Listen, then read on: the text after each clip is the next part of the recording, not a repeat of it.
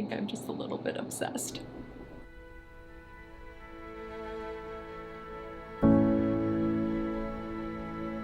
Doesn't that make your maker's heart just sing, those colors? So beautiful.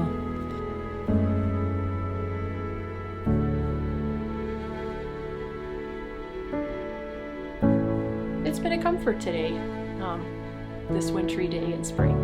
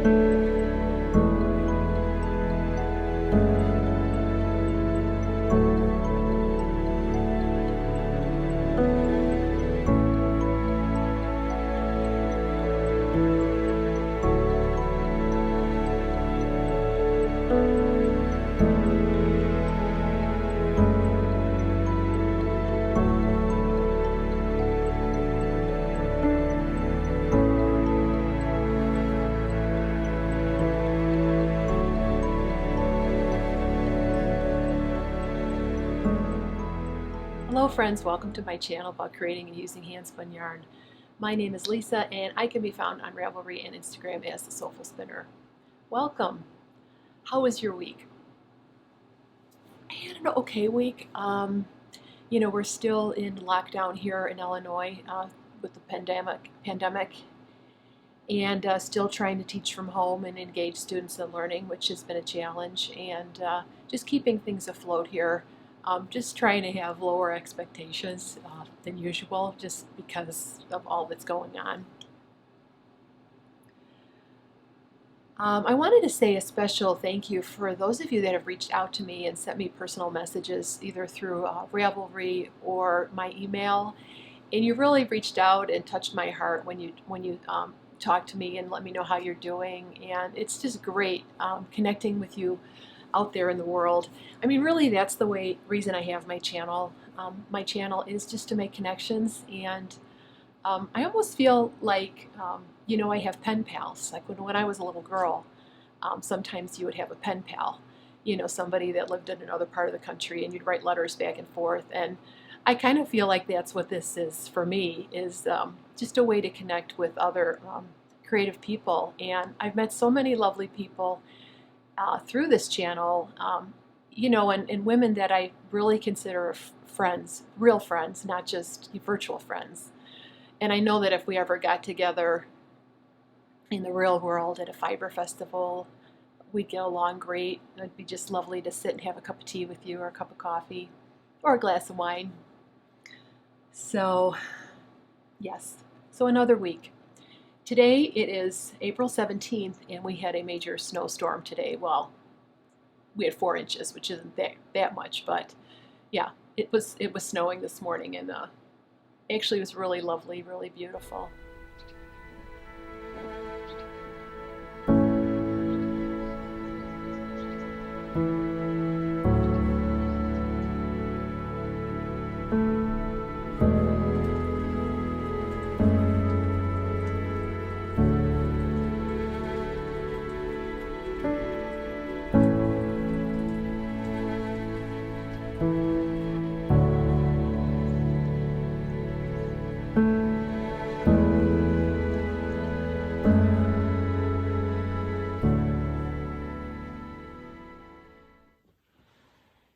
To start out by sharing a finished object I had made a couple years, actually I think it was a year ago, December. So yeah, it's a little bit over a year.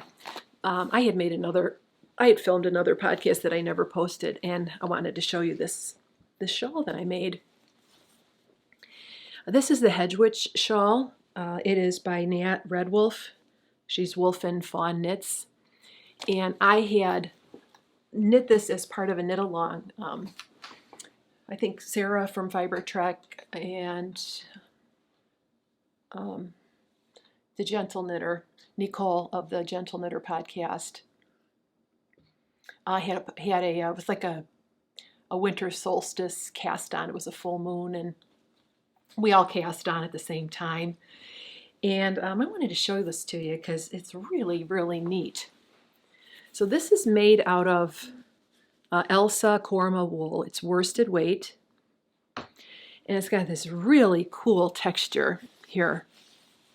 So I used 2 shades of her wool, and she says it's gray, but it's really a gray brown, and it is huge, huge, huge. You can wear it a number of ways. You can wear it with this in front, kind of like a, like a cowboy style cowl. The other thing you can do that I think is really neat about a great big shawl like this is you can take the ends and then you can tie it in the back, like Scottish, Irish women hap style, and it's almost like a cardigan. So yeah, it was this, I make things, and I don't know if maybe I'm just a process knitter because I make things and then I stick them in a drawer and I don't usually use them. But it's been a little chilly in the house, and I thought instead of wearing my ratty old sweater, I would put this on for you guys today. So yeah, it was really a nice knit. It's been a comfort today, this wintry day in spring. So as far as knitting goes, I haven't made a ton of progress on my knits that I showed you last week, but I did start a sleeve. So here's my sleeve on my Felix cardigan. And I wanted to talk to a little bit about these needles here. I don't think I mentioned this last week. I am knitting these with Knitter's Pride. I think they're called gingers. They are called gingers. And I had bought this beautiful set. And they're really, really nice. I actually have a set of those Diacraft needles in my collection. And these rival those. If you know anything about the Diacraft makers, they made these needles out of diamond wood. And they were really hard to come by. And I think what happened is their business, they had a fire. So I don't think they're making them anymore. I haven't really checked, but these ginger needles are really, really beautiful. They're very smooth, and they almost feel like they're fixed circulars because the join is just really seamless. So if you're in the market for a set of interchangeable needles, or if you just want to try a single pair, I'd highly recommend these ginger needles. The set came with lots of sizes. And you can see I've got the 10s I'm working with now, and then I've got something on these here. And it came with a little pen, and then of course all the extras in this little thing here. But yeah, very, very nice set, and I think reasonably priced for what you get.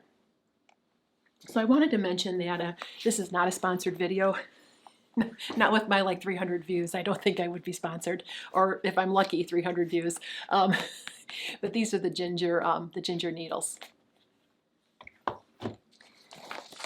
Okay, what else did I want to talk about today? So the Felix cardigan. So I started the sleeves, and it's going along pretty well, and I'm looking forward to getting that done. I'm going to try to get it done by next Friday so I can show it to you next Friday. If Stephanie, you're watching, Stephanie from Crafty Garden, she finished hers like in 3 days.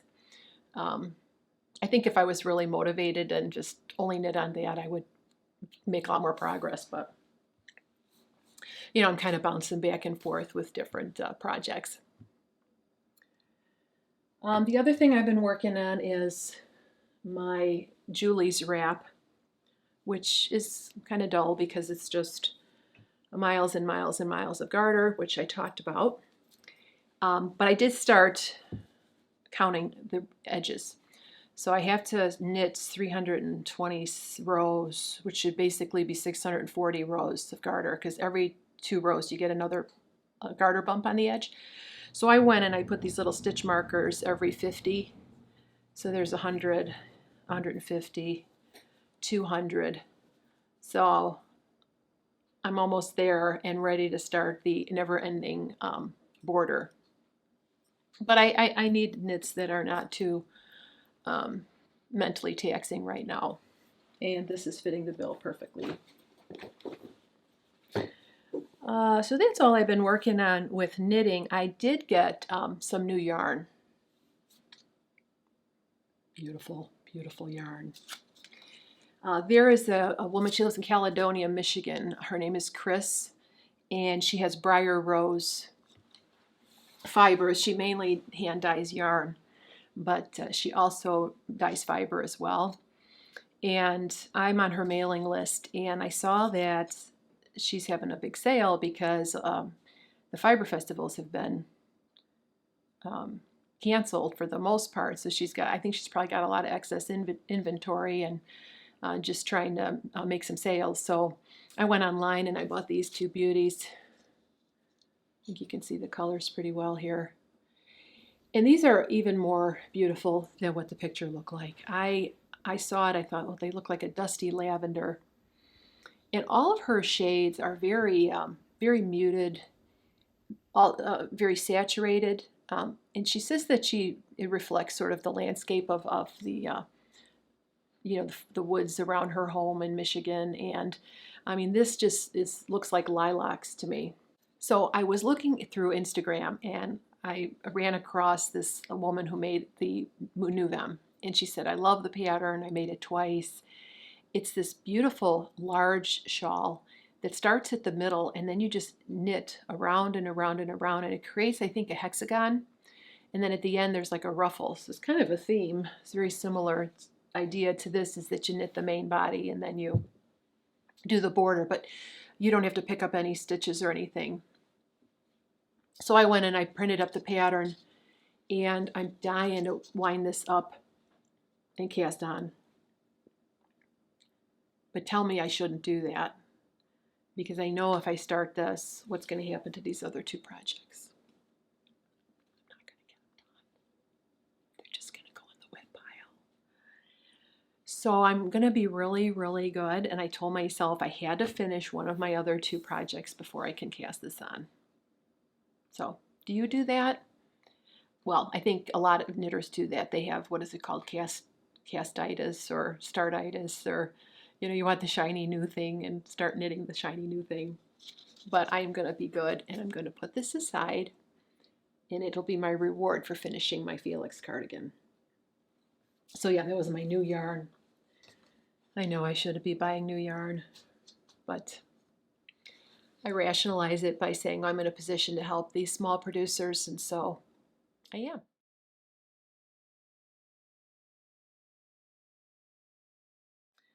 Yeah, so let's talk about spinning a little bit. I've been working on my, I'm calling it my Psalm 23 farm. I love that psalm anyway. The Lord is my shepherd, I shall not want. He leadeth me into green pastures. I forgot it now. Something about resting by still waters. You guys know what it is. The Lord is my shepherd, I lack nothing. He makes me lie down in green pastures. He leads me beside quiet waters. He refreshes my soul. He guides me along the right paths for his name's sake. Even though I walk through the darkest valley, I will fear no evil, for you are with me. Your rod and your staff, they comfort me. You prepare a table before me in the presence of my enemies. You anoint my head with oil. My cup overflows. Surely goodness and love will follow me all the days of my life, and I will dwell in the house of the Lord forever. Now that's the New International Version, though I do like the King James Version too. Even though I walk through the darkest valley, I will fear no evil, for you are with me. Yeah, good words to hold on to during this time. Anyways, so this is my Psalm 23 farm spin. And in my basket, I have my purple, I think she called that lilac ice. This is Mango Passion, and my husband says this looks like Halloween to him because of the purple and the orange, and I didn't even realize that. That is kind of Halloweenish. We'll figure that out later. I don't really want a shawl that's like looks like Halloween, but here's one of the skeins I finished from the blue. And then this white I'm working on. This is from my own hand-carded bats. I drum carded some bats. And I'm going to do a video on this coming up next Wednesday on drum carding on my Clemis and Clemis carder. So that's going to be my next, you know, how I blank videos. All right. And then these are my two bobbins of the purple here. It's my radiator just came on. I hope you can't hear that. So yeah. So I'm going to do that plying today, and I think I'm going to spin more of the white, and I'll probably use the orange as a contrast, a small amount of the orange, and mainly use the blue and the white and the purple, and then just use the orange as a tiny bit of pop of color, so it's not too orange. But yeah, this is my basket that I bought at Whole Foods a couple summers ago. My big outing at Whole Foods last Sunday, my husband took me out for the day, and we went to Whole Foods. And I have a little video that I took while I was there, and I will insert that here.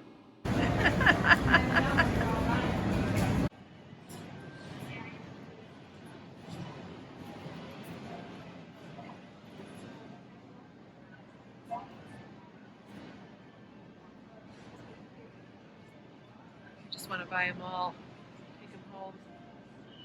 Pretty.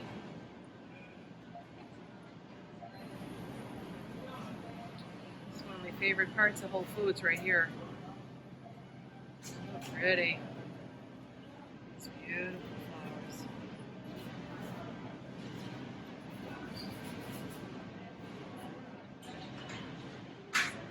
Irises.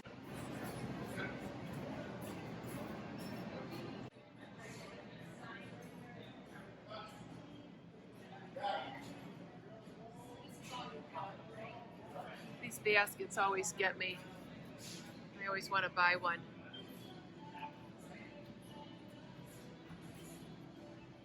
They're beautiful.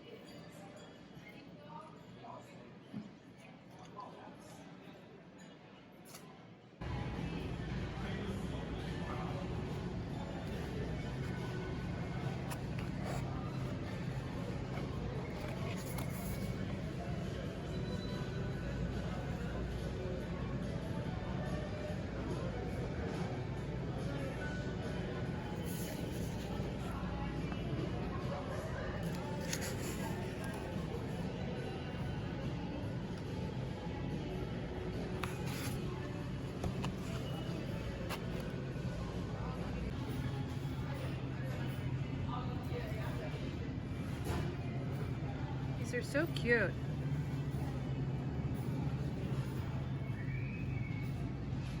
I know, I'm such a little kid.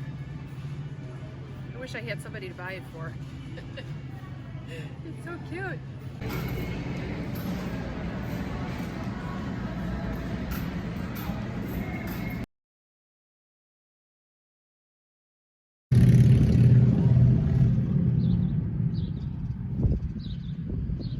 Just waiting for my husband to come out of CVS. It's my big outing, being in the car, waiting in the parking lot at CVS. Oh boy, exciting times, huh? So that was so fun. Just going and seeing the flowers and seeing all the fresh produce, and I just realized how lucky we are to have all this available to us, even in this crisis mode that we're in. So yeah, I was a little bad. I took my mask off at a couple points because, I just want to feel normal. Right. Speaking of baskets, I found another one of my baskets, and I put these little nests of this fiber in here, and I was walking around my house, and I found this little guy here. Isn't that cute? I'd love to say that I made it, but I didn't. This is Caitlin's Critters, a handmade, one-of-a-kind crocheted animals, and her name is Eleanor. And I think it's made out of Lion brand. I think I've seen this boucle yarn at Joann's.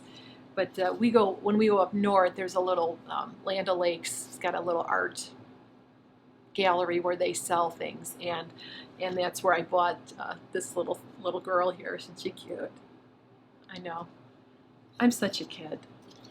Do you feel like sometimes you're in touch with your inner child? I'm 59 years old, and I had to buy it. It was just so cute, and it's handmade. So Eleanor is just sitting in this little basket. I probably should learn how to make a toy, but I think Lori of Intuit Knit was making a bunny. Hi Lori, if you're watching. And she was making a rabbit, and she said it was a lot fiddlier than you might think it is. Toys are really not easy knits at all. So I'm not ready to try that yet, but yeah, she was working on a little bunny last time she had a podcast. So Lori, if you're watching this, make a little video. I'd love to see your beautiful face. Yeah, so been spinning, knitting, and then as far as I've been doing a little bit of fiber prep. I'll show you my my Corriedale that I washed. So I'm back. So this is my Corriedale that I washed so far. I just laid out the fleece on my floor in my laundry room, and I just took some from the edges of the fleece and stuffed it into some tool bags and washed it up. So this is a lamb fleece, and it's a dark brown with these really cute little brown tips. And I kind of like that they have these tips, because when you want to comb your fleece, it's pretty easy to find I think I'm just a little bit obsessed. But see, I have a captive audience here with the camera. So one of the ways to wash your fleece is to pull out all the locks individually and wash them separately, and then they're just ready to go. They're all separated and nice and ready for your combs.